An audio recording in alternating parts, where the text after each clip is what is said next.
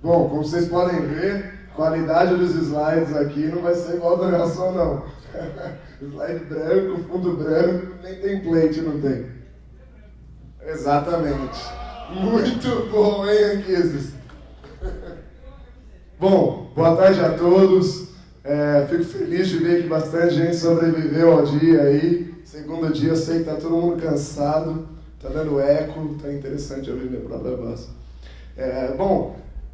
A ideia dessa palestra é discutir um pouco sobre os problemas de segurança da informação, descobrir como que funciona a pesquisa em segurança da informação ao redor do mundo, tentar colocar algumas coisas ruins que acontecem com segurança, que é um motivo que eu acredito que a situação está sempre piorando, não parece estar melhorando, e ver aí o que todo mundo acha, se todo mundo concorda. Uma coisa importante, né? A gente vê cada vez mais empresas falando de pesquisas em segurança da informação, a gente cada vez mais vê pessoas colocando o título como pesquisador em segurança da informação, mas isso não parece estar claro na cabeça das pessoas o que é um pesquisador em segurança, né? Eu vejo muita gente colocando que ele é pentester, é pesquisador em segurança e é jornalista. Eu não sei porquê, mas para mim parece que as três são bem excludentes. O pentester ele é um cara que ele tem que encontrar problemas na configuração de um sistema que está implementado numa empresa. Isso é um desafio completamente diferente de encontrar vulnerabilidades de uma forma em geral, de fazer pesquisa, que seria a pessoa que está fazendo pesquisa de vulnerabilidades, que é bastante diferente de alguém que está fazendo pesquisa na área de segurança da informação e tecnologias de segurança da informação. Então, são coisas bem diferentes, e ficar tweetando é uma outra coisa que também não tem nada a ver com pesquisa, tá? Então, assim, a ideia aqui é justamente fazer uma crítica à indústria de segurança da informação, fazer uma crítica aos profissionais de segurança da informação, tá? Eu não me excluo da responsabilidade, eu participo dessa indústria, então eu também sou parte do problema. Então vamos ver se a gente consegue começar a virar parte da solução aí e tentar fazer as coisas um pouco diferente. A verdade é que, assim, segurança é um problema por quê? Porque a indústria de segurança é uma indústria que se autorregula, tá? Isso tende a não funcionar. A verdade é que se você obriga empresas que têm um interesse comercial a criar uma regulação para elas mesmas, elas vão criar a regulação que ajude elas a vender. Isso é inevitável, tá? Eu vou discutir algumas coisas, alguns aspectos de economia que mostram que isso é verdade, que a situação não vai melhorar enquanto for assim, tá? Não importa a gente achar que vai, não vai melhorar enquanto isso for dessa forma. Eu vou mostrar um pouco como que funciona o processo de pesquisa dentro de empresas e tudo mais. Para quem não me conhece, hoje eu sou diretor de pesquisas de uma multinacional americana. Antes disso, eu trabalhava como chefe de pesquisas de uma multinacional israelense, e antes disso eu trabalhei como chefe de pesquisa de uma multinacional árabe. Tá? É um pouco conflitante de ir do mundo árabe para o mundo judeu, mas enfim, já não é um problema meu também, né? Bom, eu também vou tentar mostrar que exploração de software não é algo tão simples quanto parece e nem tão inútil quanto isso soa, né? Às vezes você fala, poxa, fiquei lá 3 meses para fazer um exploit. Ah, tá, e daí? Não foi corrigido de qualquer jeito a falha? A questão não é essa, não é se a falha vai ser ou não corrigida. A questão é que essa falha, ao você entender ela, ao você desenvolver o exploit para essa falha, você começa a entender as limitações das tecnologias que protegem o mundo hoje. Você começa a perceber por que tantos ataques acontecem. Você começa a ter um melhor entendimento de tudo que está sendo esquecido por aí. Toda vez que vai saindo novas vulnerabilidades, toda vez que eu vejo novas vulnerabilidades sendo lançadas, eu fico pensando, poxa, será que o pesquisador que lançou isso daí como um denial of service, será que isso realmente ele investiu o tempo de pesquisa nisso? Ou será que ele simplesmente quis fazer o nome dele e saiu divulgando da primeira vez que ele achou a falha? Tá? Então, esse tipo de coisa mostra que, na verdade, apesar de a gente ver as falhas que estão sendo lançadas, elas terem um determinado potencial para causar prejuízo, talvez o prejuízo que essa falha possa causar seja muito maior, mas o pesquisador simplesmente não investiu o tempo necessário. E por que ele não investiu o tempo necessário para entender melhor essa falha? Simplesmente porque as empresas queriam pressionar ele para usar essa falha como um elemento puramente de marketing. Então a verdade é que a indústria está criando problemas para ela mesma. Eu vou estar explicando um pouco melhor por que eu acredito que é assim. E eu vou tentar ser engraçado, mas o problema é que eu não sou engraçado, tá? Então, desculpe, e o problema também não é engraçado, porque a verdade é que é um problema que nos deixa triste, né? Porque você vê tanta gente se esforçando tanto e o negócio só piorando, cada vez tendo mais incidentes e não menos. Então, não tem como ser engraçado, mas eu vou tentar. A verdade é que a segurança hoje, né, a gente sabe, os programas têm bugs, tá? Ponto. A verdade é que os programadores, eles têm timelines, eles têm deadlines, eles têm que fazer o que eles têm que fazer, é o trabalho deles. Então sempre vai ter bug, tá? É inevitável, os programas têm bugs. Alguns deles são de segurança. Os que não são problema meu, são problema tipo 2. Alguém que está preocupado com, sei lá, qualidade do sistema vai se preocupar com um problema que não é de segurança. Eu me preocupo com aqueles que são de segurança. Os problemas de segurança são aqueles que vão afetar de alguma forma a segurança. Sei lá, que vai permitir uma ligação de serviço remota, que vai permitir o acesso a uma informação que não deveria, que vai permitir execução de código remoto. Esses sim são os problemas que nos interessam aqui, né? A gente também sabe que as ameaças estão evoluindo rapidamente. Cada vez mais a gente tem mais atacantes capacitados. Tá? Isso quer dizer o quê? Que o tempo entre uma vulnerabilidade ser lançada e ela passar a ser explorada está cada vez menor. A verdade é que o tempo hoje, o normal, é ele ser inverso. Primeiro a vulnerabilidade está sendo explorada, depois alguém da indústria de segurança acaba descobrindo essa vulnerabilidade sendo explorada e acaba lançando ela. Então, antigamente isso não era tão comum quanto é hoje. A gente também sabe que existe falta de treinamento, né? A conscientização, a segurança da informação, a ideia sobre segurança, o que é realmente segurança da informação, é algo que está em falta. A gente vê conferências aparecendo, a gente vê pessoas tentando aprender, só que cada vez mais o gap é maior. Cada vez mais quem conhece de segurança da informação está mais distanciado do resto do mundo, tá? Em termos de conhecimento. Então, a verdade é que é por isso que está todo mundo aqui, né? Então, assim, só para vocês terem uma ideia, né? Na época do Slammer, tá? Então, os tempos de ataque eram assim, vocês veem, demorou 10 minutos entre você ter o primeiro host atacado e todos os hosts que estavam vulneráveis na internet sendo atacados, tá? Ou seja, é um tempo extremamente curto hoje em dia para você pegar uma vulnerabilidade que tem um determinado potencial e transformar ela, seja num worm, seja em alguma coisa automatizada, alguma coisa que você consegue fazer uma invasão em massa, tá? E isso é um grande desafio. Só para vocês terem uma ideia, quando a gente fala de zero day, de vulnerabilidades que foram descobertas, né? Só que não existe correção, porque o vendor ainda não lançou o patch, seja porque ele não sabe, porque não deu tempo, não importa. O tempo médio que você fica com um zero day a partir do momento que você encontra a vulnerabilidade são 348 dias. A gente está falando de quase um ano com a falha na mão, tá? E no decorrer dessa palestra eu vou mostrar alguns exemplos de vulnerabilidades que eu encontrei, que eu reportei para o vendor e que ele de fato demorou mais de um ano para corrigir, tá? Eu tinha a vulnerabilidade, eu tinha o código de exploit dessa vulnerabilidade e eu tinha que ficar com ela na mão, correndo o risco de eu em si ser invadido, né? Uma coisa que tem acontecido bastante, pesquisadores sendo atacados, porque afinal de contas eles têm um monte de vulnerabilidades na máquina deles, então é muito mais fácil atacar um único cara e pegar todas as falhas deles e aí atacar os outros. Então, isso está acontecendo cada vez mais, tá? E essas vulnerabilidades, elas têm um valor, né? A verdade é que ao encontrar uma vulnerabilidade, ao desenvolver um exploit para essa vulnerabilidade, isso tem um valor. E esse valor dura na mão do pesquisador durante muito tempo, tá? Bom, posso até dizer para vocês, 25 vulnerabilidades Adobe que eu lancei o ano passado, valeu para mim um Galaxy, né? Porque a Adobe me deu uma tablet da Galaxy.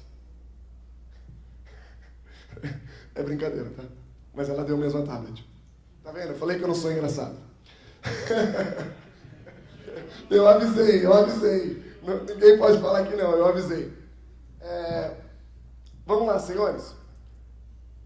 Eu tenho um código assembly de 2 linhas, tá? Esse código, ele é exploitável ou não?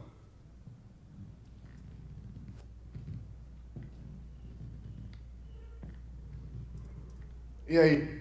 50% de chance. Vamos lá, gente. 50% de chance. Vamos lá, alguém. É ou não? Talvez não existe. Não é quântico aqui, tá? Sim ou não? Beleza, vamos lá. Existe alguma informação vindo de um usuário aqui, nesse código? Ele está movendo um valor fixo para um registrador e está chamando esse registrador. Não existe informação vindo do usuário, certo?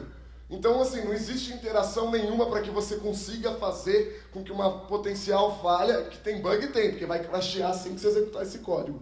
Só que esse crash você não controla. Automaticamente ele não é um problema de segurança.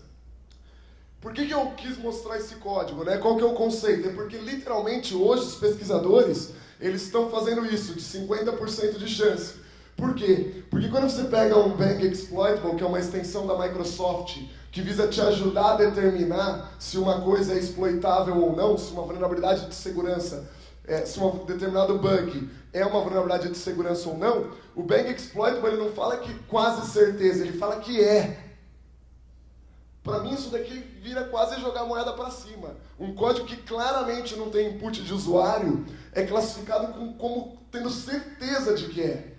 A verdade é que a grande maioria dos pesquisadores hoje o que está fazendo é achando crashes, um monte de crash, o cara roda lá um fuzzer, acha um monte de crash na aplicação e sai divulgando como sendo falha de segurança. Quando você vai olhar, uma delas entrou em loop infinito, a outra está copiando dados para uma área de memória que está marcada como read-only, mas você não controla nem origem, nem destino, você não controla nada. Então, assim, a grande maioria dessas falhas que estão sendo lançadas, elas não são exploráveis. E o pesquisador não perdeu o menor tempo com isso. Ele simplesmente achou um crash e saiu divulgando. A verdade é que isso virou pesquisa hoje na área de segurança da informação. A verdade é que na área de segurança da informação o que a gente tem hoje são falsos profissionais. Tanto na área de pesquisa, que o cara vem, ele fala um monte de coisa extremamente complexa aqui na frente, só que não tem sentido nenhum, que não agrega nada. Falar um monte de terminologias técnicas é uma coisa extremamente fácil, só que na prática, cadê o código? Cadê os exploits que o cara fez? Cadê as vulnerabilidades reais que o cara encontrou? Então, assim, eu realmente quero com essa palestra que as pessoas saiam daqui questionando mais. Que as pessoas saiam daqui procurando aqueles caras que se dizem experts, ou que todo mundo diz que é um expert, procurando o nome deles na internet e procurando cadê os papers que eles escreveram, com as novas técnicas que eles descobriram, com as pesquisas que eles fizeram. Porque pesquisador pesquisa, e pesquisa gera resultado. Se o resultado não é público, o cara não pesquisou nada. A verdade é essa. Não existe pesquisa fechada. Tá? Pesquisa fechada, o cara então não fala que é pesquisador. Vai trabalhar lá para a NSA, tá ligado? Ele não fala nada para ninguém. Né? Mantém para ele mesmo. Quando perguntarem, fala que vende arma, sei lá. Bom, então como eu disse, assim, a verdade é que pesquisa em segurança exige investimento, exige tempo, é chato pra caralho. Desculpa o termo, mas é a verdade. Todo mundo acha que é o tempo todo ganhando IP. Desculpa, não é. A grande maioria das vezes você só perde tempo e a falha não é exploitável. Essa é a verdade. A grande maioria do tempo você está broxando. É a grande maioria das vezes. É vez ou outra que funciona. Desculpa, esse é o problema da segurança da informação. Tá? Explorar falha é muito mais complicado do que parece. Então, assim, eu tô meio cansado de ver galera falando, e aí o cara lança, mas quando eu tava no colegial, né? O cara já mais de idade geralmente lança essas, né? Quando eu tava no colegial, eu ia lá fazer meus programações, explorava a coisa. Pelo amor de Deus. Meu, antigamente, realmente, em 5 minutos você fazia um exploit. Hoje em dia não é mais assim. Você pegar um heap overflow básico do básico. Eu escrevi um heap overflow aqui, rapidinho, básico do básico. Eu garanto que o melhor security researcher do mundo vai demorar mais de um dia para exploitar. Garanto. Básico do básico. Tá? Por quê? Porque não é mais simples. Hoje você tem que controlar um monte de coisa, você tem um monte de condicionais, você tem um monte de situações que tem que existir dentro do software para que a vulnerabilidade de fato seja exploitável. E a verdade é que todos os crimes digitais que têm acontecido no mundo têm acontecido com exploits jamais antigos. Por quê? Porque a verdade é que os sistemas estão ficando cada vez mais difíceis de serem explorados. Sair falha, sai um monte. Só que cadê os exploits? Não tem mais. O conhecimento está acabando. A verdade é que o número real de hackers está diminuindo, tá? E não aumentando. O número real. Agora, o número pseudo-aleatório, né? Esse aí está aumentando. Só para vocês tentarem entender, quando você está analisando um software, o software tem diversas etapas em que ele está durante a sua análise. Então, o programa está lá rodando normalmente e você está lá fazendo fuzzing, gerando milhões de entradas de dados para esse software para verificar se esse software vai falhar. Essas milhões de entradas, em algum momento, pode ser que corrompa alguma coisa, que de fato vai gerar um problema no software. A grande questão não é porque você corrompeu alguma coisa que de cara o programa crasheia.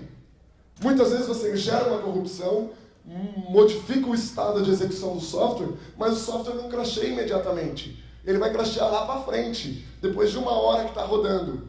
E aí, o que gerou aquele crash? Voltar a esse estado, fazer engenharia reversa, estudar esse programa, não é simples como parece. Você tem que entender os estados de execução do programa, você tem que fazer engenharia reversa de diversas partes do programa. Isso tudo já demora tempo. E não tem por que ser rápido.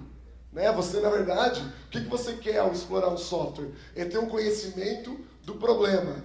Entender por que esse problema pode ser explorado, para que aí sim você possa saber se existem coisas que mitigam. Foi perguntado aí na palestra sobre o IMAT. Né? Nem lembro quem perguntou, não lembro nem o contexto. Mas, beleza, o IMAT. O IMAT é uma solução que a Microsoft lançou, que você consegue aumentar a segurança de alguns binários. Tá? Beleza, um dos recursos que tem no IMAT é simplesmente inútil. Se o cara simplesmente não retornar no começo da função, ele retornar num offset diferente da função e o shellcode dele fazer o que a primeira instrução da função faria, ele simplesmente bypassa o IMAT.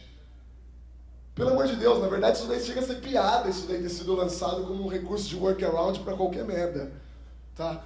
A verdade é que essas coisas só são lançadas porque como todo mundo está mentindo mesmo, vamos mentir mais também, vamos mentir também. É isso que está acontecendo hoje em dia.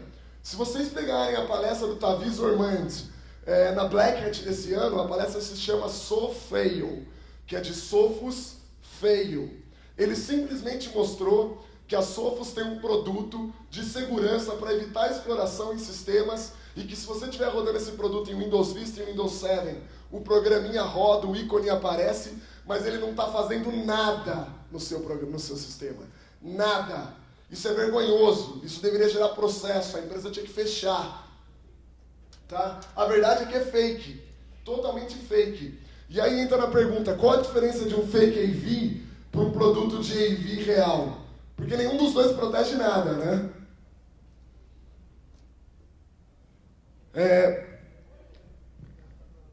Qual que é a diferença entre exploit público, né? São os exploits que a gente vê por aí, e os exploits comerciais, sei lá, daí, tipo Immunity, Core. A diferença é testar. Galera, os exploits não precisam gerar os crashes que geram nos vídeos que a gente vê. Tá? Esse negócio de que, se o meu navegador crashou quando eu entrei num site é porque eu fui exploitado, desculpa, não vai crashear, você não vai nem perceber. Tá? Os vídeos que o Nelson mostrou, mostrando a vulnerabilidade sendo explorada, dando pop no calc, aquilo lá era demonstração para vocês. Vocês viram que crasheava? Depois que o calc abria, o Internet Explorer crasheava? Aquilo lá acontece porque é demonstração. Na vida real não vai crashear nada, cara. Simplesmente vocês não vão perceber o que aconteceu. Tá? Quanto mais tempo o pesquisador dedicar a uma vulnerabilidade, mais vezes esse programa vai sempre funcionar, o exploit vai parar de falhar. Então, um exemplo, o exploit do Aurora, né, que usaram a prova de Google, Adobe, todas essas merdas. O exploit do chinês lá funcionava em 30% dos casos apenas. 30%. Eu escrevi o mesmo exploit que funciona em 100% dos casos. Ele não falha nunca.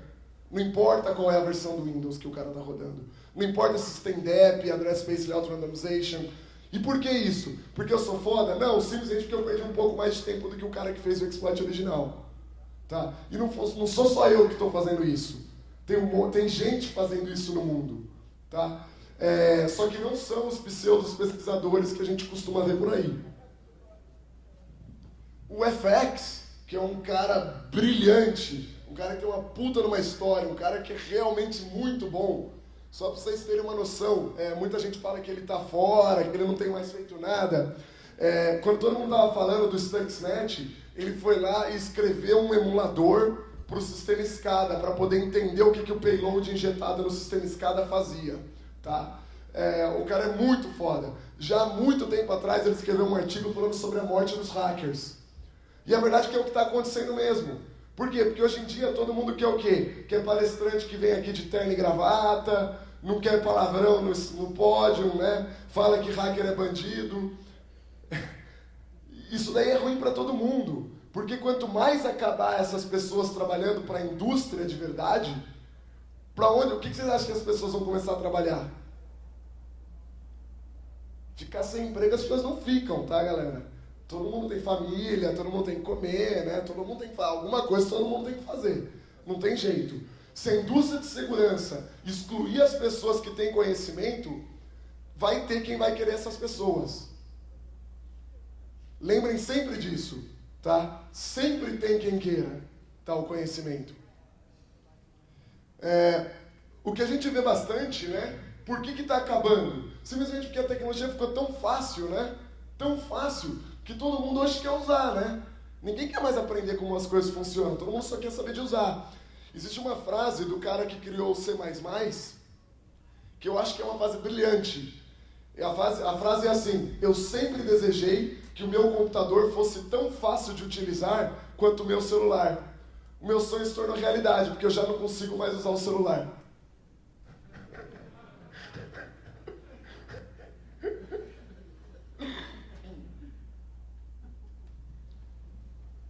A gente sabe que coordenar vulnerabilidades, né, lançar vulnerabilidades, é uma loucura. A verdade é que hoje em dia a gente perde mais tempo coordenando a vulnerabilidade do que para achar ela. Tem vezes que eu falo, quer saber? Eu não vou nem avisar nada pro vendor, deixa quieto. Porque eu vou perder tanto tempo, eu vou me estressar tanto falando com o cara, que é melhor não avisar ninguém, porque não vale a pena, tá? A gente sabe que isso está melhorando. Nesse aspecto, algumas empresas estão ficando mais sérias, com exceção da Oracle, especificamente Oracle, tá? Mas por quê? Porque, na verdade, existe um monte de conflito de interesse, né? Tipo, o vendor não quer que as falhas saiam. O interesse do vendor é que a falha nunca seja tão crítica quanto ela é realmente. Não é esse o interesse? Então é aí que começam a surgir as mentiras, começa a surgir, né, aquelas frases que você olha no kernel do Linux, você olha o changelog lá do cara, o cara não fala que teve um buffer overflow, ele fala que teve uma string muito longa sendo copiada por um buffer estático, que na verdade é um buffer overflow. Mas ele não fala. E isso porque é o kernel do Linux. Se o kernel do Linux tem feito isso, e já houveram milhares de discussões para tentar mudar isso no kernel do Linux, imagina os outros produtos, imagina as indústrias, as empresas. Tá? Eu estou para lançar um exploit, é um exploit remoto para Solaris que eu já fiz há algum tempo. Mas o mais legal desse exploit é que foi o seguinte: a iDefense, do nosso amigo aqui Anquises, descobriu uma vulnerabilidade que afetava o Solaris, era uma vulnerabilidade remota, lançou o advisory, a Sun foi lá e lançou o patch, a Immunity foi lá e fez um exploit por Canvas. Tá? O exploit da Immunity funciona, 80% dos casos. Eu peguei o patch, fiz o reversing do patch e vi que a Sun tinha corrigido uma outra vulnerabilidade silenciosamente. Eu fiz o exploit para essa outra vulnerabilidade e ele funciona em 100% dos casos. Ou seja, eles corrigiram silenciosamente uma vulnerabilidade, não falaram nada, ela era mais crítica do que aquela que havia sido anunciada, e ficou por isso mesmo. Ninguém falou nada. Foi por baixo do pano, entrou no pacote, põe na conta do Papa.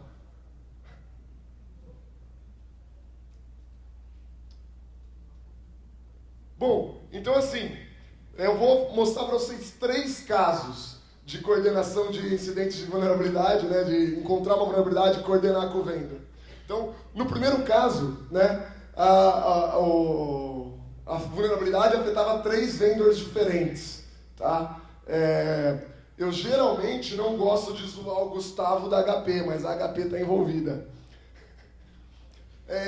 O que você acha que foi respondido quando eu comuniquei a vulnerabilidade para os 3 vendors? Teve resposta. Hoje em dia a galera me responde porque sabe que eu divulgo, com exploit e tudo se não responder. O que vocês acham que eles responderam? Não, se respondesse isso eu entenderia. Estamos trabalhando, preciso de 10 anos para corrigir. Todas essas coisas eu entendo. Agora, a gente não conhece essa parte do código, a gente não sabe como corrigir. Tudo bem você pedir para o outro vendor mandar o patch para nós? Isso não acho aceitável. A minha resposta foi mais ou menos na linha do eu não entendi porque que isso é o meu problema, né? Foi essa a resposta. Legal. No caso 2 foi bem legal também. Esse eu não vou falar que afeta uma empresa que tem a ver com janelas. Tinha um problema num software deles, eles faziam um backup criptografado. Eu consegui reverter o algoritmo de criptografia deles, né? Aí mandei para eles. Qual que foi a resposta? Ela trabalhava para janelinhas. Qual foi a resposta? Essa foi a melhor. Tudo bem, a gente vai mudar a documentação para falar que não é criptografado.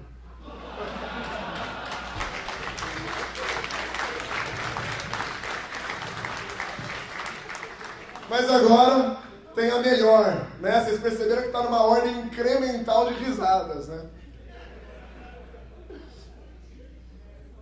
Essa terceira aqui, o nosso amigo Wagner Elias fez parte, testemunhou em primeira pessoa o e-mail. Nossa, é possível testemunhar em primeira pessoa um e-mail? Não sei, mas enfim. Era um problema de segurança num software web. O que o vendor fala? Você reporta o problema de segurança para o vendor, qual que é a resposta? Essa é a resposta mais inteligente de todos os vendors que eu já recebi. A resposta é assim, não tem problema de segurança. Milhões de pessoas usam esse software e ninguém nunca falou do problema. Então pronto. Tá resolvido.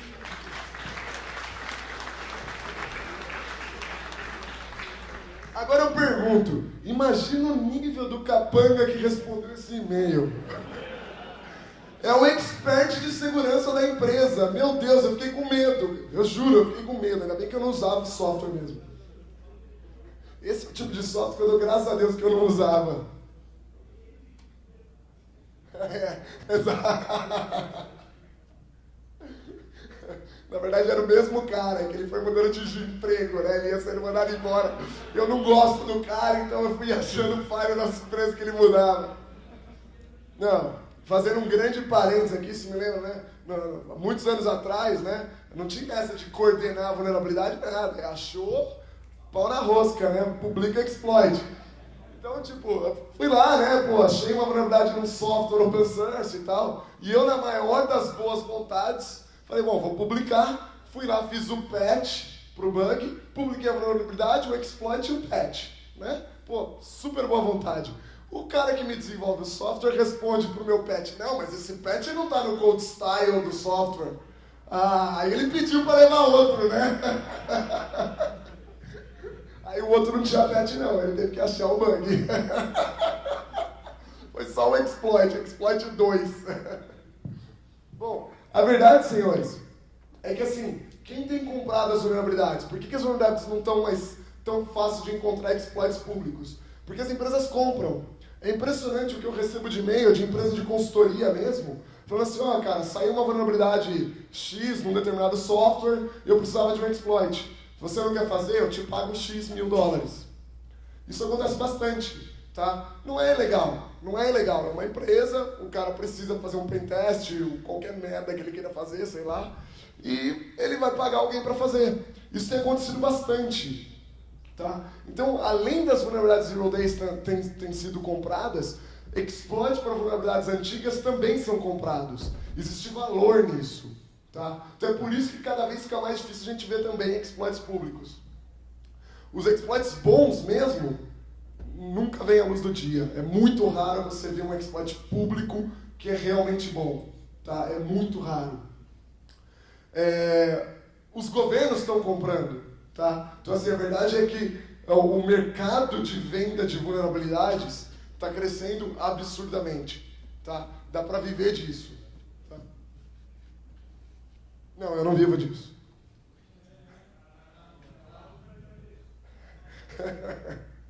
Eu gosto de carros velozes.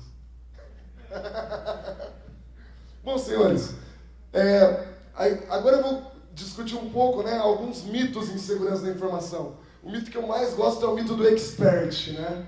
Porque todo filho do vizinho é expert em segurança. É impressionante, né? Não sei porque todo mundo acha que o filho do vizinho fica de madrugada hackeando coisa.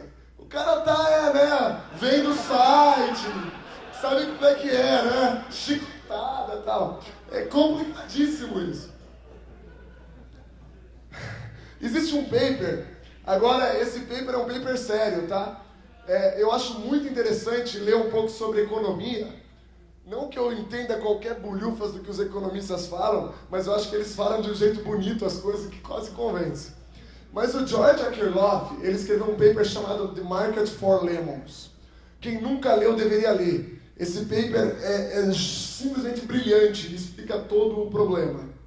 Tá? Basicamente, o paper dele demorou muitos anos para ser aprovado em uma conferência, porque era um paper extremamente simples, de verdade. Só que quando acabou sendo aprovado, todo mundo viu que o paper dele realmente mostrava o problema do mundo, o problema da economia no mundo. E ele acabou ganhando um prêmio Nobel de economia graças a esse paper, que demorou anos para ser aprovado numa conferência. Ninguém queria publicar o paper dele porque era muito simples. Mas basicamente o que ele fala? Que existe uma assimetria de conhecimento. Tá? No caso dele, o Market for Lemons, ele usa o exemplo de carros usados. Por que um carro usado perde tanto valor? Não é porque todo mundo quer dirigir um carro novo, um carro zero. É porque a verdade é que o cara que está vendendo o carro zero, o carro usado, ele sabe de alguma coisa que o comprador não sabe, não é? Ele já usou o carro. Por que ele está vendendo? Se o carro é bom, se o carro está igual o novo da loja, por que o cara está vendendo? Essa assimetria do conhecimento entre comprador e vendedor gera um problema no mercado. Tá? Esse é o problema que a gente tem hoje em segurança da informação. O problema é que segurança é um tópico complexo. É muito difícil achar pessoas que realmente conhecem de um tópico complexo. Não é verdade? Como ele é complexo, o que acaba acontecendo? Quem que é chamado para criar os padrões sobre um tópico complexo? Os especialistas. E os especialistas trabalham aonde? Na própria indústria de segurança da informação. Não é verdade? Vocês olham, todos os comitês que você vê aí de segurança, falando sobre standards, falando sobre padrões, não tem sempre aquelas empresonas lá participando do comitê? Por quê? Porque elas mandam os especialistas delas, e os especialistas delas vão fazer com que aprovem besteiras direto. É igual o PCI. O que o PCI tem que obrigar a pôr IPS? Puta numa tecnologia inútil. Só que a verdade é que é o que acontece. As normativas são criadas pela própria indústria. Então a indústria força ela mesma a ganhar dinheiro. É óbvio. Enquanto for assim, não tem jeito. A verdade é que o problema não vai ser solucionado enquanto essa assimetria aqui continuar. Enquanto nós, de segurança da informação, chegar nos lugares e querer falar extremamente difícil para as pessoas só porque a gente acha legal. A gente pode falar fácil, a gente pode usar termos do dia a dia para explicar o mesmo problema.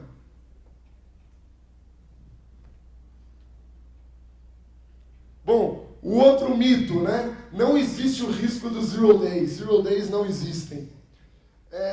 Gary S. Becker é um outro economista. Ele também escreveu um paper muito interessante, onde ele fala, ele foi o primeiro economista que teve coragem de falar que não tem sentido resolver todos os crimes do mundo. Simplesmente não tem sentido. Tá? Não tem sentido querer resolver todos os crimes do mundo, economicamente falando, é inviável. tá? Esse é o nosso dilema em segurança da informação hoje, não é verdade? A gente não tem como querer resolver todos os crimes do mundo. Só que o problema é que todo mundo fica nessa, né? Ah, mas os ataques que aconteceram na RSA foram extremamente avançados. Meu amigo, que ataque avançado? Era uma vulnerabilidade tosca no Flash. O cara simplesmente meteu o Flash dentro do Excel, escreveu um e-mail mal escrito, mandou para um otário que foi lá e abriu o e-mail. Por quê? Por que o cara tinha que abrir um e-mail de um cara que não tinha nada a ver com ele, que só porque era um Excel era seguro, é isso? A verdade é que esse negócio que a indústria tenta colocar, de que os ataques são extremamente complexos, é tudo balela. Cara, é tudo a mesma coisa. Tá? Esse negócio de que o ataque é extremamente complexo é tudo mentira. É outra mentira da indústria. Por quê? Porque a RSA não queria falar a verdade. Qual que é a verdade? Ela não é segura, assim como ninguém é. Não dá para proteger contra tudo, não tem sentido proteger contra tudo. Você tem que proteger contra aquilo que tem sentido. Tá? No caso da RSA, o que ela tinha que ter protegido? O que não teve... É inaceitável que tenha vazado no ataque. O que é? O seed original. A semente que afetou todos os clientes dela. Todo mundo que usava uma solução que em teoria deveria te deixar mais seguro, acabou sendo prejudicado porque a empresa foi invadida. Os clientes estavam conscientes que esse risco existia? Não.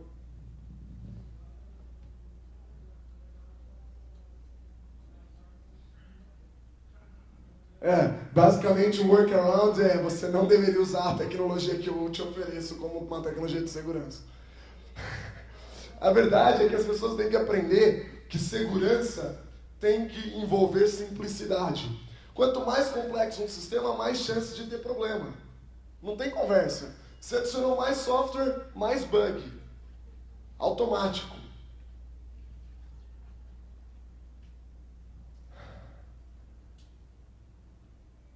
A verdade é que hoje, comprar segurança virou aquilo que eu chamo de fator bunda.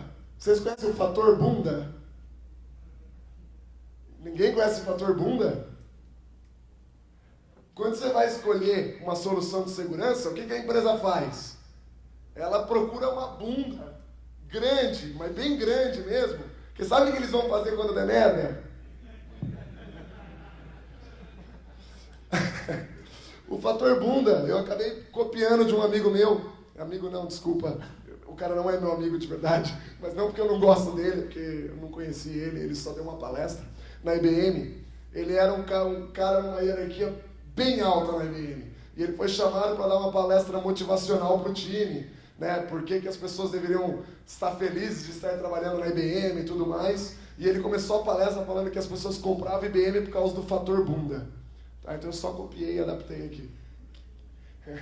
Exatamente, não existe ninguém que foi demitido por conta da IBM. A verdade é que segurança acabou virando uma coisa muito assim. Né? E por quê? De novo, o que o Market for Lemons também falava? Tá? O que o Akerlof também falava no Market for Lemons? Ele dizia que, mesmo que você seja bom, porque existe o assincronismo da informação, porque quem vende sabe muito mais do que quem compra, você nunca vai conseguir diferenciar seu produto. Não adianta uma empresa de segurança fazer uma solução decente, fazer uma solução da hora, uma solução que só resolva todos os problemas, porque ele não consegue diferenciar no mercado, porque existe assincronismo da informação. Enquanto o assincronismo não for resolvido, não vão existir produtos bons. Quase todas as empresas de segurança que eu conheço, quando você se envolve no desenvolvimento dela, você começa a ver, ela tem muito mais coisa para ser lançada. Coisas muito mais legais do que a tecnologia atual dela. Só que ela fala, não justifica eu investir nisso. Porque eu vou tentar investir nisso daqui, eu vou gastar muito mais do que o meu concorrente, e o meu produto não vai ter o diferencial que o mercado está pedindo. Ele não vai conseguir mostrar que aquele diferencial que ele fez é importante. Ele simplesmente não consegue. Então eu lembro muito bem, quando um determinado gerente de uma determinada empresa que eu trabalhei, uma empresa grande aí de segurança da informação, os caras são conhecidos. Eu fui conversar com ele e tal, e a gente falando sobre uma determinada tecnologia para detectar ataques, e ele pegou e falou assim, cara, você não está entendendo. Eu acho tudo isso que você falou super legal. Realmente funciona, a gente já fez POC, muito legal. Só que eu não tenho que ser o melhor de tudo, eu tenho que ser melhor que o meu concorrente. E o melhor que o concorrente não é só melhor em termos de produto, mas também melhor em termos de quem chega no mercado primeiro, quem faz a promoção primeiro, quem lança primeiro, quem atende as necessidades que o mercado está pedindo. E por que o mercado está pedindo errado? O mercado pede errado porque o mercado não sabe. Ele pede errado porque tem falsos experts falando por aí. Tem um monte de gente falando um monte de bobagem que eles não sabem o que estão falando. Eu vejo o cara chegar, não, porque todo mundo precisa de IPS. O cara nem sabe como funciona a tecnologia de IPS. E ele está falando que todo mundo tem que comprar IPS, sem saber como funciona a tecnologia. Então, isso é o que a gente tem que procurar mudar. É de fato mostrar e passar o conhecimento para as pessoas. A hora que as pessoas passarem a conhecer o problema, aí sim a gente pode começar a pensar numa solução para ele. Senão, a gente vai estar simplesmente caindo em market for lemons. O terceiro mito, né? Todo mundo continua falando em segurança de perímetro, né? Por quê? Porque todo mundo fala que o poder computacional está crescendo, não é isso? Galera, o poder computacional cresce para as aplicações, não para as ferramentas de segurança. A verdade é que quanto mais poder computacional se tem, maior o problema vira o quê? A banda da rede. Não é? Todo mundo fala de cloud computing, aplicações na rede, então a banda vira cada vez mais problema. Então o que acaba acontecendo? O que todo mundo começa a colocar? Por padrão, compressão nos protocolos. Não é isso? O problema do Apache, recém-lançado, um problema recém-aparecido no Apache, relacionado a quê? Decompressão de dados. Por quê? Porque todos os servidores e todos os clientes hoje suportam compressão nativamente. O cara que está no meio do caminho, como é que vocês acham que ele analisa o tráfego? O que ele tem que fazer antes de analisar?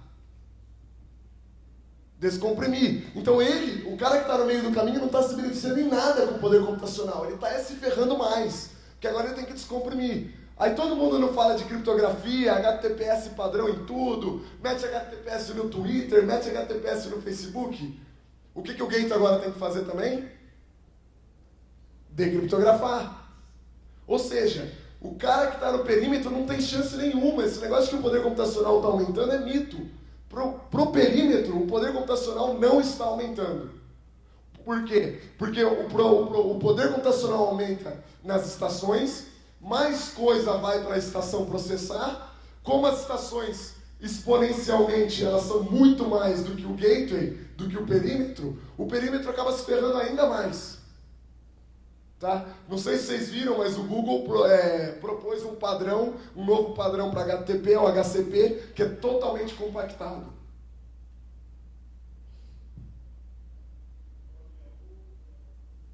Vários usam. Bom, outra coisa, né? IPS. A galera fala que IPS é um monte de parceira, IPS é um monte de... Cara, a verdade é que o IPS, a grande maioria das tecnologias de IPS, e aí, desculpa, não tem essa de, a empresa vermelha é mais segura do que a empresa azul, não tem conversa. Usa e é baseado em pattern matching. Os filtros que todo mundo fala, o IPS protege, balela. A grande maioria das produções não tem jeito, galera. Eu juro por Deus que eu fiz o reversing de uma proteção da Cisco, do IPS da Cisco, e eu falo o nome da Cisco porque ela devia ter vergonha de fazer isso. Era uma proteção para Adobe, tá? Eu havia feito a análise da vulnerabilidade, falei para o Checkpoint que não tinha como escrever uma assinatura decente para aquele ataque. Quando não tem como escrever uma assinatura decente, o time de IPS escreve aquilo que a gente chamava de ESP, Extremely Stupid Protection. Tá? A Cisco teve coragem de lançar uma proteção que bloqueava um nome de arquivo chamado POC_exploit.pdf. É vergonhoso isso daí entrar no IPS. É vergonhoso, mas é o mais comum. Galera, pega as falhas que eu lancei de Shockwave. O formato é fechado. Como que o IPS lança uma proteção? Não lança, desculpa, o cara não tem como ele lançar uma proteção. O formato é fechado. Como é que ele vai ter certeza que não dá para trigar a vulnerabilidade de outra forma? Simplesmente não tem conversa. Tá? A indústria vive de mentira. É mentira atrás de mentira. É um negócio que chega a dar nojo. Chega uma hora que você fala, caraca, será que eu estou no ramo certo? Eu tentei a prostituição, mas não deu certo. Ninguém quis pagar. Outra coisa. Todo mundo acredita que o IPS é uma bridge, né? Todo mundo, não, o IPS não tem como ser invadido, ele é uma bridge. Puta merda, ele está analisando o tráfego todo, ele está pegando tudo que está passando e está fazendo algum tipo de análise. Isso está rodando dentro de código. Código tem bugs, a gente volta lá para aquele primeiro slide. Não tem essa de, ele está em bridge, então não tem saída. Como não tem saída? Não tem um monte de pacote passando por ele o tempo todo? Se eu invadir um IPS, eu posso simplesmente utilizar um protocolo que está passando por ele para tirar dados das máquinas, tirar dados da rede, snifar a rede inteira, fazer o que eu quiser. É uma máquina como qualquer outra, não tem essa de, tá em modo bridge, não tem como ser invadido. Outra piada é aquilo que eles chamam de virtual patching, né? Que você olha o negócio de marketing, eles mostram assim, né? A vulnerabilidade está aqui. Passa alguns meses até todos os seus sistemas estarem patchados.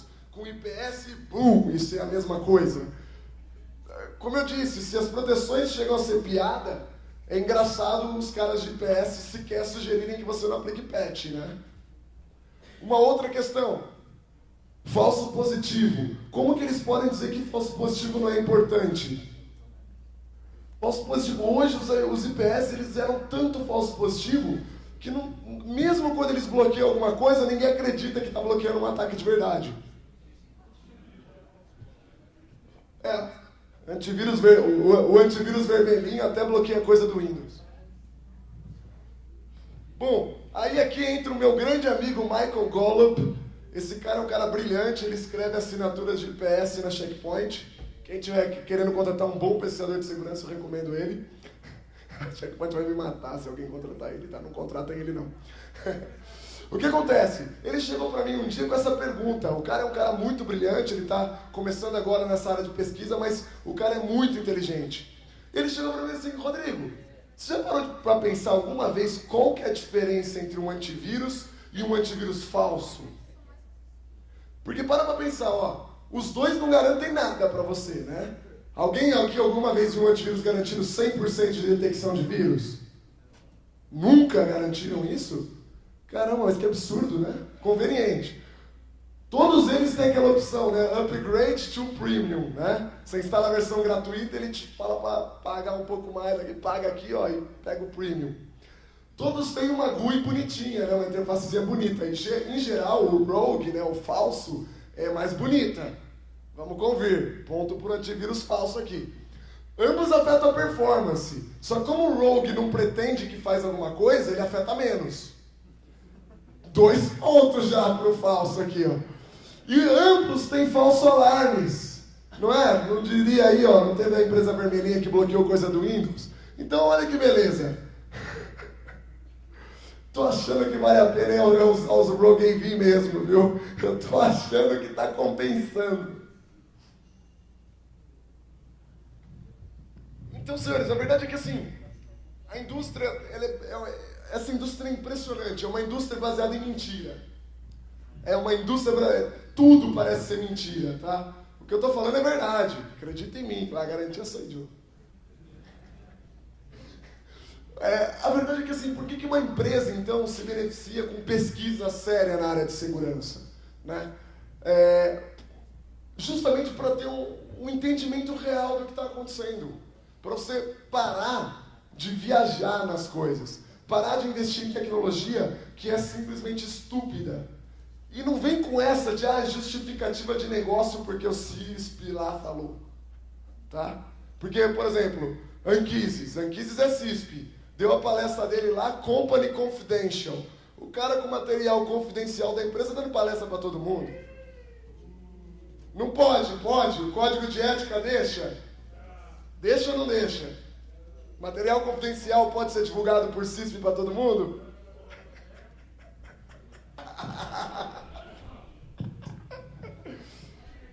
A verdade, pessoal, é que assim, ter pesquisador envolve o quê? Envolve melhor entendimento do problema.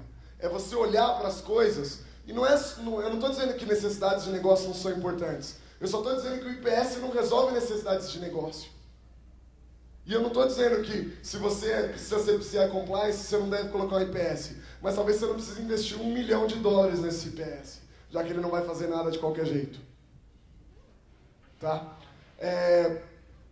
Assim, ter pesquisadores de segurança não é só para uma empresa de segurança. Todo mundo se beneficia tendo entendimento. Pesquisadores de segurança resolvem problemas complexos. Sei lá, na Rakito teve um cara apresentando como analisar quantidades absurdas de log. Ele estava na empresa dele, ele teve um problema, a empresa estava vendo uma solução de CIEM para poder analisar uma quantidade absurda de logs, a solução era caríssima, ele foi lá e desenvolveu uma outra, que atendia a necessidade da empresa dele, atendia a necessidade do negócio da empresa dele. E simplesmente foi mais barata. Então assim, a verdade é que um pesquisador, o que é ser um pesquisador em segurança? É você ser alguém que olha para os problemas de segurança, que tenta ter um entendimento real dos problemas de segurança. Tá? É realmente entender o que está acontecendo e não simplesmente sair repetindo sigla que um monte de gente está inventando por aí, simplesmente para que todo mundo tenha medo e ache que o cara sabe pra caramba. Quando se escolhe um pesquisador, é importante lembrar da lição do Market for Lemons. Tem muito cara aí que é o falso expert. Como você sabe que o cara é um bom pesquisador? Porque pesquisadores pesquisam. Olha que beleza. E pesquisa gera resultados. Pesquisa sem resultados é porque não deve ter tido pesquisa. Resultado não é o cara ir palestrar na conferência X, Y e Z ao redor do mundo. Tá? Não é. A grande maioria das conferências precisa de palestrante, falta palestrante, galera. Vocês acham o quê? Vocês acham que o Jordan não teve dificuldade para achar palestrante aqui para ValeSec? Você acha que eu não tenho dificuldade para achar palestrante bom para H2HC? Você acha que o Sean the Sheriff não tem? Todas as conferências do mundo têm dificuldade de achar palestrante bom. Então o que acaba acontecendo? Entra a palestra ruim. Não tem jeito. Tá? Veja essa. Né? É a última, pelo menos. Né? Mas não tem jeito. Então assim, não é porque o cara palestrou ao redor do mundo que o cara é foda. Não, legal, o cara viajou pra caramba. Se você tiver precisando de alguém para levar cultura pra empresa, para discutir, pô, eu tenho umas histórias da Tailândia aí que vocês vão arrepiar.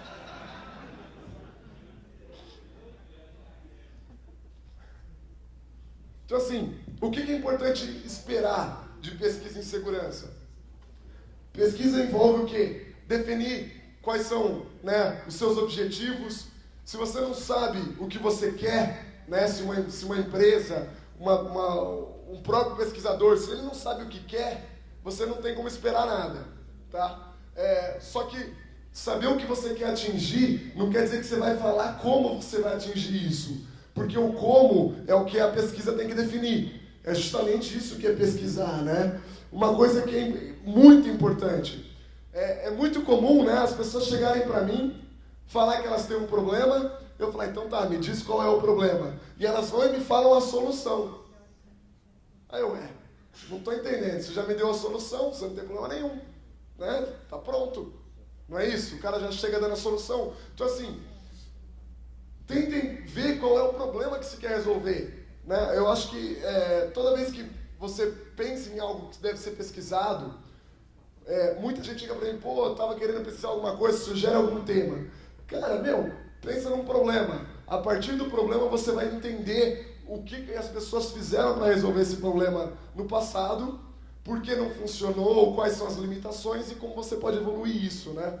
Então assim, pesquisa em segurança, pessoal, não é só exploração. Tem muito mais do que só explorar. Capacidade de defesa, problemas complexos, porque quando você começa a falar assim, tá, legal, detecta ataque, né? Eu vejo uma galera falando, achando que PS é mágico, né? Faz todos os parsers, prepara tudo, analisa tudo. tem pacote passando o tempo todo na rede, você não pode dropar pacote da rede, você tem que inspecionar tudo. Como que você faz isso numa máquina real? Como que você dá uma performance numa máquina real? Isso é um problema extremamente complexo para ser resolvido. Às vezes eu vejo a galera sugerindo soluções que eu falo, cara, você tem noção? É igual o Azeredo propondo lei lá. Meu, o Azeredo, eu fui no debate dele, ele não. A gente grava as informações porque são só alguns Ks por usuário. Só alguns Ks por usuário que o provedor tem que gravar. Nada mais. É um problema simples. Aí, ô Azeredo, o senhor vai me desculpar, mas você tem noção da complexidade que é para isso? Mídia, como que você gerencia, como que você tira, como que você garante que isso foi copiado, como você garante que essa informação foi gerada, e se o disco der pau e parar de armazenar o log? Meu, tem uma série de problemas só para salvar esses casinhos que ele diz que é fácil. Sabe qual foi a resposta? Não, sou formado em computação, eu entendo o problema.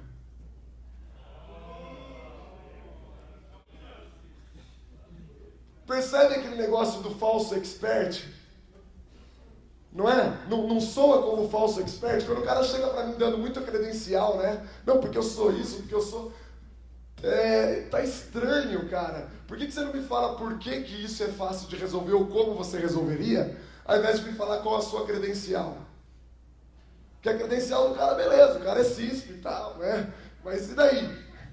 O que ele sabe resolver? Ou como ele resolveria de fato o problema? Isso é que eu quero ver. Então assim, senhores, é importante gerenciar quais são os entregáveis, né? É importante pensar que falhas de segurança são diferentes. Só contar, eu tenho uma empresa bem famosa, né, argentina, que eles têm lá, eles colocam uma quantidade de exploits por pessoa por ano como entregável de pesquisa em segurança. Qual que é o resultado da qualidade desses exploits? Baixa, né? Você tem uma meta, você tem que entregar 12 exploits por ano, um por mês.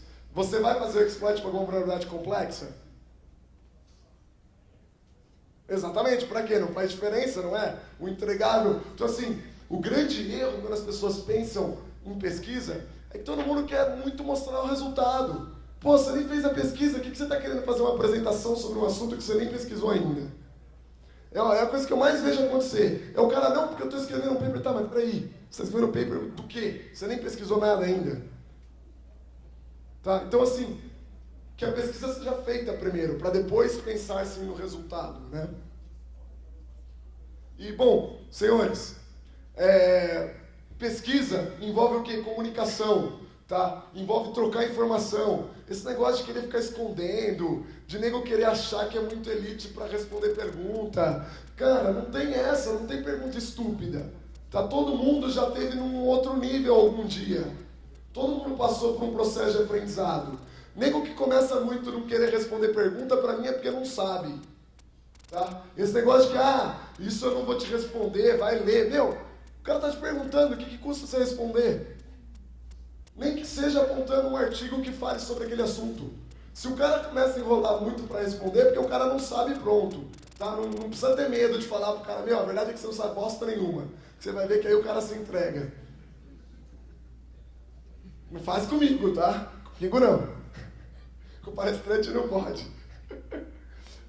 E senhores, assim, é muito importante que os pesquisadores vão para o H2HC, tá? Já que eu estou convencendo todo mundo aqui, né? Aliás, também é importante que eles passem o fim de semana com os amigos em São José dos Campos, na Vale Sec.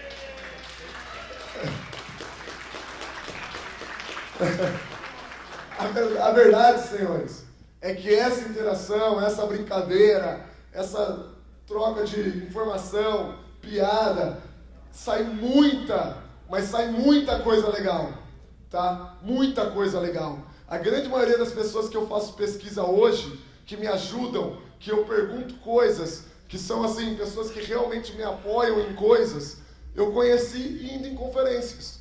E essas conferências não eram as conferências, sei lá, não vou falar uma conferência tipo Kinase, não vou falar. Eram conferências de pesquisa.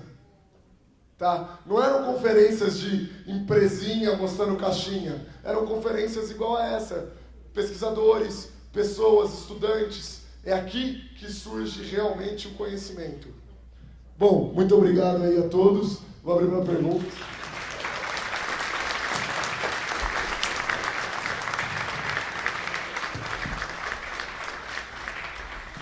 Perguntas, senhores? Olá, meu nome é Pedro. Joselito Mold. Cara, o que você acha quando... problema acontece em tudo que é lugar, mas é engraçado que os pesquisadores de segurança acham que vem muito mais problemas do que a galera que trabalha no dia a dia, né? Quando você trabalha no dia a dia, que aconteceu com alguns amigos aqui, vê o dia a dia de algumas pessoas. E quando você chega numa empresa e fala, filho, habilita o sniffer aí, por favor, deixa ligado. Quanto tempo? 365 dias. Pra quê? Pra você saber se tem um exploit novo. Como assim? Não saiu? Eu falei, meu amigo, tem coisas novas rolando. O que você acha hoje das empresas? Será que tem que mostrar que tem muito mais coisa rolando? Porque, na verdade, o que é divulgado é 1% das vulnerabilidades que estão aí de fato, né? E as empresas parecem que não veem isso, que elas veem que tem que comprar produto, né? O que você acha disso? Então, assim, é a grande questão do Market for Lemons. Não adianta a gente achar que isso vai ser resolvido de uma hora para outra. Se você não criar um entendimento, não tem o que você fale para uma empresa para convencer ela de que ela não sabe do que está acontecendo, para que ela entenda que o que ela está investindo errado. Ela tinha que investir em conhecimento e não investir em produto. E esse produto, não é que o negócio manda, não. Cara, você tem que colocar um IPS lá por causa do PCI, mete um snortzão lá, tá ligado? E pronto, de graça, gasta o mínimo possível, já que você tem que fazer porque a indústria te obrigou, e aí investe em conhecimento. O problema é que as empresas também não querem investir muito em conhecimento. Por quê? Porque, em geral, a pessoa que está na tomada de decisão também tem medo, né? Porque ele também não sabe. Ele tem medo, ele tem aquela visão de que os hackers são criminosos, não é isso? Né? O hacker é tudo bandido, não é nem criminoso, é bandido. Né? É complicado isso, porque enquanto existir esse desnível de conhecimento, é realmente um problema extremamente difícil de se resolver. Quando você fala desnível de conhecimento, está se referindo a quem? Ao alto executivo da empresa ou o cara de segurança daquela empresa? Porque, assim, não dá para você querer ensinar segurança para o alto executivo que está preocupado enquanto a empresa dele fatura vendendo pão porque é uma padaria. O problema é o gestor de segurança especificamente, porque afinal ele é a pessoa responsável. O alto executivo está comprando produtos que ele não queria comprar. Vocês acham que a empresa quer gastar dinheiro? Alguém aqui dá louco e fala, hoje eu vou rasgar dinheiro? Não, né? A empresa compra porque ela acredita que é o que torna ela mais segura. É por isso que a empresa compra, não é porque ela quer gastar dinheiro. Se for mostrado, se o gestor de segurança entender do problema, entender que conhecimento é a melhor forma de resolver o problema e parar de ter medo de achar que vai dar merda se ele não comprar produto, a coisa pode mudar.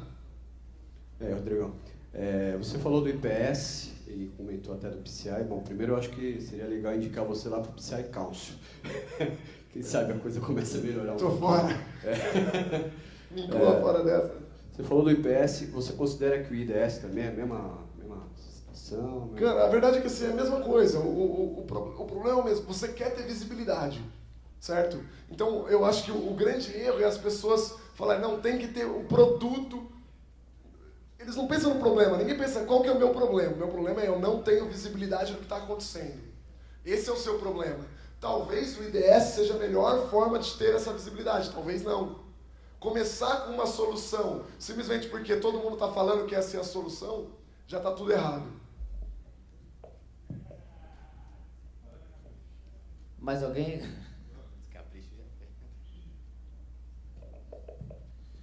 Grande mestre. Sobre essa questão de fazer o reporte responsável do bug e tal, você mesmo mostrou aí quase um ano que você ficou com a vulnerabilidade e é comum acontecer muitas vezes de você estar tentando fazer a coisa correta, entrando em contato com venda, igual aconteceu com a gente recentemente, encontramos a falha do e-boot que o Crash mostrou, foi encontrado no dia 5 de junho, na semana passada desordeiro qualquer encontrou e simplesmente lançou, não contactou a equipe de segurança e tal, enfim. O que você me diz sobre essa questão, sobre o tempo de resposta dos vendors? A gente tem que ser um pouco mais enérgico, tipo, forçar? O que você me fala sobre isso? Cara, eu tive a oportunidade, né, de ir na Blue Hat em Redmond, da Microsoft, né? A Blue Hat é uma conferência que a Microsoft organiza, ela traz pesquisadores do mundo todo para falar de problemas para a Microsoft. E lá ela também usa a oportunidade para falar dos problemas dela para os pesquisadores, né? E teve uma palestra bem legal do chefe do MSRC, né, que é responsável por esses patches e tal, onde ele falou assim, cara, olha a situação que nós tivemos.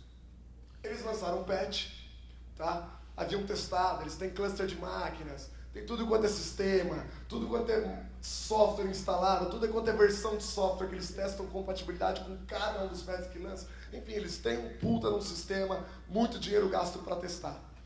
E aí eles lançaram um patch e 7 milhões de clientes reclamaram de tela azul. Aí eles, caraca, e agora? Então o que aconteceu? Eles, a gente tem que entender o que está acontecendo. E tenta debugar, tenta simular. Eles não conseguiam simular o problema em nenhuma máquina deles. Até que um cliente que estava perto da Microsoft ligou reclamando do problema e eles, cara, a gente compra a sua máquina. Traz a máquina aqui, a gente está comprando a sua máquina. Porque a gente tem que simular o problema, a gente não consegue simular. Por que o patch estava dando tela azul? Porque tinha malware instalado. E o patch era incompatível com o malware. 7 milhões de máquinas. Os números deles não são muito realistas para nós, pesquisadores. A gente não tem essa visão da coisa do outro lado também, né? Então, assim, eu tendencio a entender eles, eu tendencio a falar, bom, então você está me dizendo que é mais complicado do que é, então vamos continuar conversando. Aí o cara me mandou um e-mail. Por que você não avisou? Não, avisar eu avisei, mas isso já foi no ano passado, acho que você já nem deve ter mais no seu inbox aí, né? Já deve ter ficado atrás. A verdade é que, assim, do lado do vendor também é complicado, tá? Não é fácil também para eles. Eu não estou argumentando que é fácil. Mas comunicar, responder um e-mail, isso não é difícil, desculpa. Tá? Responder um e-mail é tranquilo. Se o vendor não faz, aí, meu amigo, eu não quero ter a responsabilidade de ter uma vulnerabilidade na minha mão com exploit, sendo que nunca vai existir uma correção. Eu não quero ter a responsabilidade na minha mão. Não é que eu divulgo porque eu me preocupo com o mundo. Não, eu não quero ter a responsabilidade de ter isso na minha mão apenas. Não é? Eu achei uma coisa, eu sou responsável por isso. Eu não quero essa responsabilidade, por isso aí eu vou divulgar. Agora, se o vendedor fala para mim, cara, aguenta mais um pouco com essa responsabilidade, porque a gente está tentando fazer o melhor, a gente está tentando corrigir, aí tudo bem, eu falo, bom, então vamos dividir essa responsabilidade. Agora nós dois sabemos do problema, nós dois juntos estamos querendo o melhor para resolver esse problema. Beleza? Mais alguém? Gente, mais pergunta?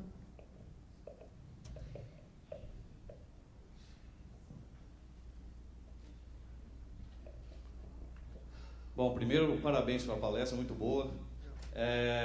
Eu sou professor da área de computação, sistemas distribuídos e desenvolvimento Java. E você falou que os hackers estão acabando, né? E uma coisa que eu venho percebendo ao longo de 15 anos que eu ensino em faculdades é que realmente o pessoal está migrando completamente para POG, né? Programação Orientada a Google. Se o cara não tiver um código igualzinho para ele alterar lá, se não tiver um código igualzinho para ele alterar, colocar alguma coisa diferente, ele não precisa fazer nada, né? Você acha que caberia no mercado brasileiro um curso de tecnólogo ou graduação em segurança da informação com foco na formação de hackers? Olha só, eu acho que totalmente. O Sergey Bratus, ele é professor assistente da Universidade de Dartmouth, que é uma das universidades mais fortes em pesquisa nos Estados Unidos, e ele palestrou ano passado na H2HC sobre o que os hackers me ensinaram. E ele justamente argumenta que deveriam existir cursos focados em criar hackers, porque isso é uma necessidade, é realmente uma coisa boa. A questão é, os professores desse curso, quem seriam? E os professores, de uma forma em geral, vão ter a humildade para entender que eles não sabem tudo e eles não têm que saber tudo. Porque, cara, o que eu mais enfrentava na minha universidade, programação 1, 2, essas coisas, era tudo em C. E aí, pô, o cara dava exemplo lá, tinha, sei lá, 3 bugs em 5 linhas de código. Aí, pô, eu ia, pô, professor, né, tem bug, né? Aí ele, não tem. Aí eu ia lá, fazia o exploit. Professor, tá aqui, ó, tô explorando o exemplo que o senhor acabou de demonstrar. Ah, isso é problema do Linux. Aí complica, porque eu acho que isso é uma coisa que tem que mudar também nas universidades, né? Esse negócio de que não é mais meritocracia, né? Que costumava ser. Oi, Rodrigo, boa tarde, tudo bem? É o seguinte, entre os vendors hoje em dia, o que está vindo com avalanche é a solução de DLP. Queria saber a sua opinião quanto a isso. Cara, a verdade é que assim, DLP é uma coisa que tá aí, né? Uma tendência, é uma tecnologia que pode ajudar, tá? Mas ela não vai nunca resolver o problema, porque afinal de contas, qual é o problema que a DLP diz que resolve? Que é vazamento de informação. Só que as informações, elas não foram feitas para ser trocadas. As empresas precisam trocar a informação. A gente não vive na era da informação. As informações têm de ser trocadas. Você está colocando uma ferramenta para bloquear uma coisa que tem de ser feita. Por mais que você ache que você consegue limitar, você sempre vai conseguir falsificar uma informação que não deveria sair como uma que deveria. Simplesmente porque o computador não é um ser humano, ele é um computador. Né? Ele bloqueia baseado em padrões, baseado em coisas que ele sabe. Se o ser humano for capaz de fazer uma coisa que o computador não sabe, a DLP não vai resolver também. Mas ajuda. Por quê? Porque a grande maioria dos vazamentos não é nem mal intencionado. A grande maioria dos vazamentos é o cara sem querer. O cara vai mandar um e-mail, tipo, já aconteceu. Né? Eu trabalhava na Checkpoint. Meu e-mail era rbranco@checkpoint. O cara ia copiar um Rodrigo da Cisco e mandava um e-mail para mim. Porra, vocês sabem que tem revendas Checkpoint que revende Cisco. Não tem? Tem distribuidores Checkpoint que distribuem Cisco. Aí o cara ia mandar um e-mail para um outro Rodrigo, o Outlook autocompletava, o cara não prestava atenção e mandava um e-mail. Vinha uma cotação para mim que não tem nada a ver com a história, não era nem para eu receber cotação de Checkpoint, né? Quem dirá de Cisco. E eu recebia lá o e-mail e tal, aí eu, pô, ó, não querendo incomodar todo mundo, né? Já dando reply all para o cara perceber que fez cagada. Não querendo incomodar todo mundo, mas eu acho que eu não devia ter recebido esse e-mail. Eu não li, mas eu acho que eu não deveria ter recebido. PS tá caro. Não, já mandava copiando vendas da Checkpoint, né?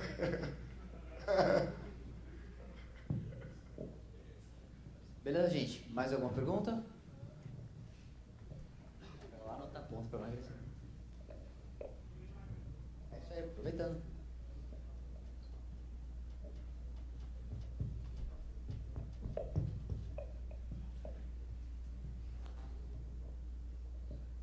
Bom, antes de tudo, boa noite. Estou gostando da sua palestra também. E eu estou desenvolvendo um sistema com Flex. Eu ouvi você falar sobre as 25 vulnerabilidades da Adobe.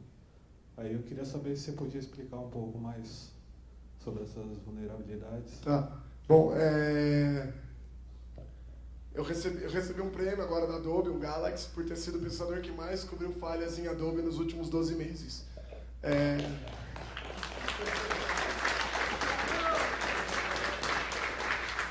Na verdade, foi mais ou menos assim. A Checkpoint, o pessoal do IPS pediu para eu analisar uma vulnerabilidade que saiu de Shockwave. E na verdade, assim, eles falaram assim, ó, o formato é fechado, a gente não sabe detalhe nenhum, saiu uma vulnerabilidade, você poderia ajudar a gente? Então, eu fiz um BinDiff, comecei a analisar, vi que era um queijo suíço, falei, quer saber, eu vou começar a achar falha nisso aqui também, porque parece ter potencial. E aí você vai fazendo engenharia reversa, vai conhecendo cada vez mais, aí você começa a escrever o primeiro exploit, aí você vai melhorando o fuzzer, aí acontece que eu tenho, sei lá, uns 2.000 crashes lá para ser analisados. E depois, como todo mundo falava que eu só achava falha em Shockwave, eu resolvi olhar também o Adobe X, porque saiu, né, a solução deles de enclausuramento, né, das vulnerabilidades, que a ideia é mesmo que você explore uma vulnerabilidade no Adobe X, você não consiga escapar de uma jaula, né? Então eu resolvi dar uma olhada como é que era a tecnologia, acabei achando uma no Adobe X também. E foi isso, mas assim, a Adobe foi extremamente profissional respondendo, tá? Algumas delas eles realmente falavam, cara, eu não estou entendendo nada, ajuda, aí eu mandava para ele mais detalhes, ajudava eles a entender partes do código que eram as partes vulneráveis, o time deles se comunicava internamente, mantinha a comunicação até que lançava o patch e davam os créditos devidos, né? A Adobe foi bastante profissional na hora de reagir a essas vulnerabilidades, eles estão investindo bastante nisso, por sinal, e eles têm o mesmo problema, né? Muito pesquisador manda coisa e a grande maioria das coisas é lixo. Então vira uma pilha de lixo, né? Então, sei lá, essa falha do Reader demorou, sei lá, 3 meses. E só para vocês terem uma noção, tinha uma do Shockwave que demorou 6. Tanto que quando saiu, no mesmo dia saiu o boletim de Reader e de Shockwave. O do Shockwave eu apareci como Rodrigo Rubira Branco da Checkpoint. O do Reader eu apareci como Rodrigo Rubira Branco da Qualys. Foi meio vergonhoso, tipo, pô, agora eu tenho 2 empregos. É que eles demoraram tanto que eu até mudei de emprego, né? Cheguei a ter 2 empregos também. Falei que eu tentei a prostituição e não deu certo. Mas pergunta, galera.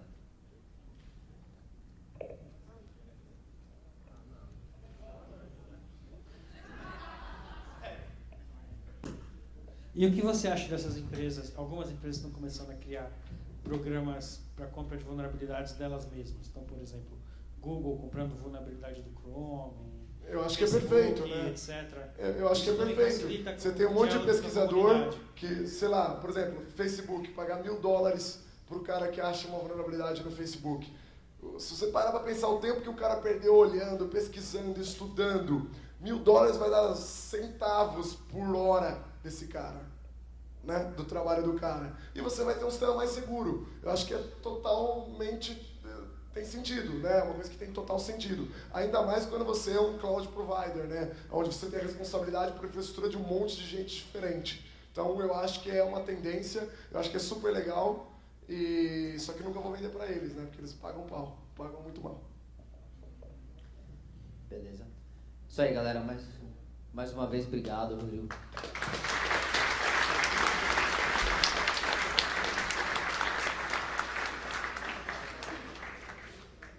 Ele tá junto aqui com a gente, vamos sortear um ingresso para a conferência. Então, enquanto eu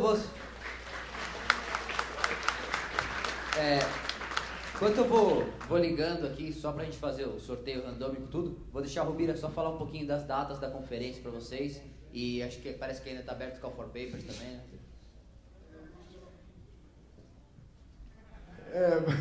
Não vai virar bandidos to bandidos, continua sendo hackers to hackers, gosto mais do nome original. Porque na verdade já tem o domínio, dá trabalho mudar. Bom, vai ser no dia 29 e 30 de outubro, o evento vai ser na Anshan. Para quem não sabe, vai ter uma competição chamada Cyberlympics acontecendo dentro da H2HC esse ano, que é a etapa América Latina, uma competição mundial suportada pelas Nações Unidas. As equipes ganhadoras vão ganhar viagem para os Estados Unidos para representar o Brasil e a América Latina na etapa mundial. O ganhador da etapa mundial vai ganhar $50 mil de prêmio, tá? Além disso, a gente está trazendo diversos palestrantes aí dos Estados Unidos, Europa, galera ao redor do mundo aí tá vindo. Então, eu acho que é uma oportunidade legal de conhecer diversos pesquisadores muito bons, muito reconhecidos aí no mundo, além de se divertir, beber um monte, enfim.